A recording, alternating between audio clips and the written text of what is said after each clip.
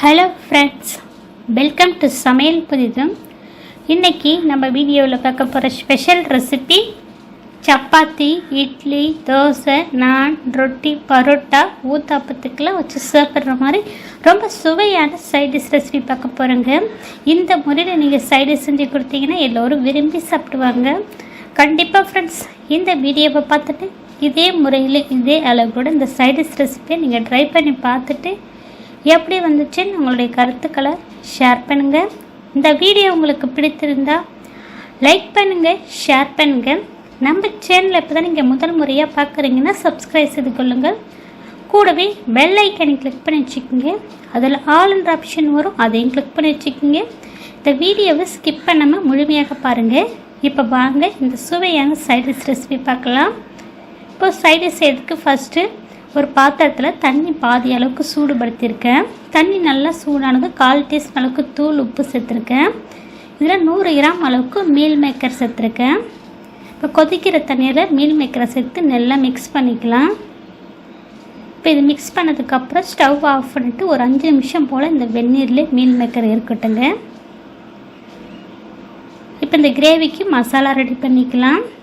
இப்போ ஸ்டவ் மேலே கடாயில் 1 டீஸ்பூன் மிளகு, 1 டீஸ்பூன் சீரகம், 1 டீஸ்பூன் சோம்பு, 4 வரமிளகாய், பட்டை, கிராம்பு, ஏலக்காய் சேர்த்துருக்கேன். மராத்தி மூக்கும் சேர்த்துருக்கேன். இது கூடவே வரமல்லி இருந்துச்சுன்னா 1 டீஸ்பூன் அளவுக்கு சேர்த்துக்குங்க. இப்போ அடுப்பை லோ ஃப்ளேம்லேயே வச்சுட்டு இதை நல்லா வறுத்து எடுத்துக்கலாம்.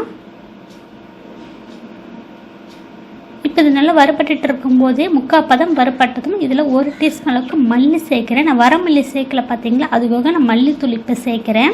இப்போ லாஸ்ட்டாக சேர்த்து ஒரு 30 செகண்டுக்கு நல்லா கலந்து கொடுத்துட்டு ஸ்டவ் ஆஃப் பண்ணி இது சூடு முழுமையாக ஆறினதை மிக்ஸி ஜாரில் நல்லா பவுடராக பண்ணி எடுத்துக்கலாம். இப்போ மீல் மேக்கரை நல்லா ஆறினதுக்கப்புறம் இது போல் தண்ணியெலாம் கைகளெல்லாம் பிழிஞ்சு எடுத்துக்கோங்க. மீல் மேக்கர் உள்ள தண்ணியில் பிழிஞ்சு எடுத்துக்கணுங்க. எல்லாத்தையும் இதே மாதிரி பிழிஞ்சு எடுத்துக்கலாம். அப்போ தான் மசாலாலாம் நல்லா ஊறி மீல் மேக்கர் சாப்பிடும்போது நல்ல சுவையாக இருக்கும்.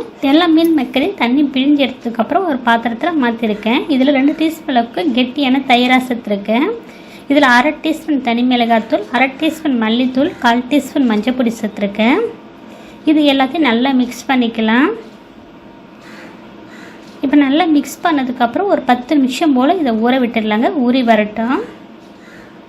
இப்போ ஸ்டவ் மேலே கடாயில் 2 டீஸ்பூன் அளவுக்கு எண்ணெய் சேர்த்துருக்கேன். 1/4 டீஸ்பூன் அளவுக்கு சீரகம் சேர்த்துருக்கேன். இப்போ சீரகம் வெடிச்சதும் 2 பெரிய வெங்காயம் சேர்த்துருக்கேன். வெங்காயத்தை கண்ணாடி பதம் வர அளவுக்கு வதக்கிக்கலாம். இது கூடவே வாசனைக்கு கொஞ்சமாக கருவேப்பிலை சேர்த்துருக்கேன். இப்போ கருவேப்பிலை வெங்காயம் நல்லா வதங்கினதுக்கப்புறம் இதில் 1 டீஸ்பூன் அளவுக்கு இஞ்சி பூண்டு பேஸ்ட்டு சேர்த்துக்கலாம். இப்போ இதனுடைய பச்சை வாசனை போகிற அளவுக்கு நல்லா மிக்ஸ் பண்ணிக்கலாங்க. இப்போ இஞ்சி பூண்டுடைய பச்சை வாசனை போனதுக்கப்புறம் நான் மீல் மேக்கரில் ஏற்கனவே கொஞ்சம் உப்பு சேர்த்துருக்கேங்க. அதனால் இப்போ இன்னும் கொஞ்சம் உப்பு சேர்த்துக்கலாம்.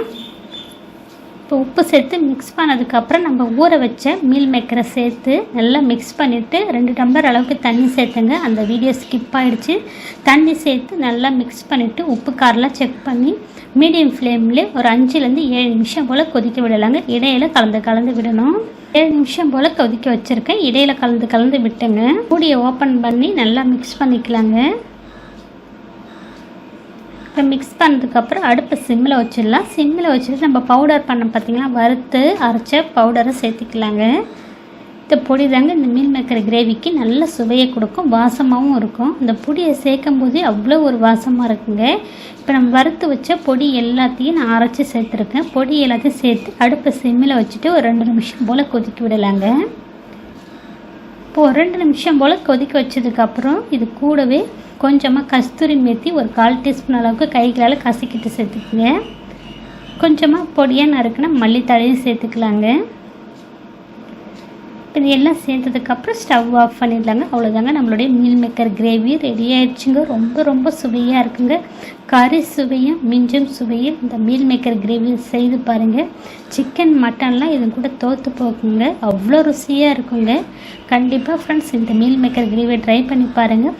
இட்லி, தோசை, சப்பாத்தி, ரொட்டி, அப்புறம் பார்த்திங்கன்னா பரோட்டா, ஊத்தாப்பம் இது எல்லாத்துக்கும் ரொம்ப ரொம்ப அருமையாக இருக்குங்க. சுட சுட சாதத்தில் கூட போட்டு சாப்பிட்லாங்க.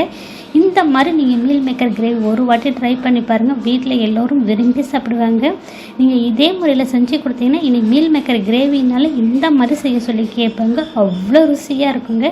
நம்ம ஃப்ரெஷ்ஷாக மசாலா வறுத்து அரைச்சி சேர்த்துருக்கோம் பார்த்தீங்களா, அதுதாங்க நல்ல சுவையை கொடுத்துச்சு மீல் மேக்கர் கிரேவிக்கு. இதே முறையில் இதே அளவு கூட இந்த கிரேவி நீங்கள் ட்ரை பண்ணி பார்த்துட்டு எப்படி வந்துச்சு நம்மளுடைய கருத்துக்களை ஷேர் பண்ணுங்கள். இந்த வீடியோ உங்களுக்கு பிடித்திருந்தால் லைக் பண்ணுங்கள், ஷேர் பண்ணுங்கள். நம்ம சேனலுக்கு மறக்காமல் சப்ஸ்கிரைப் பண்ணுங்கள். கூடவே பெல் ஐக்கானை கிளிக் பண்ணி வச்சுக்கோங்க. அதில் ஆல்ன்ற ஆப்ஷன் வரும், அதையும் கிளிக் பண்ணி வச்சுக்கோங்க. அப்போ தான் அடுத்தடுத்து போடக்கூடிய வீடியோக்கள் உங்களுக்கு உடனுக்குடன் அப்டேட் ஆகும். இந்த வீடியோவை ஸ்கிப் பண்ணாமல் பார்த்ததுக்கு நன்றி. வணக்கம்.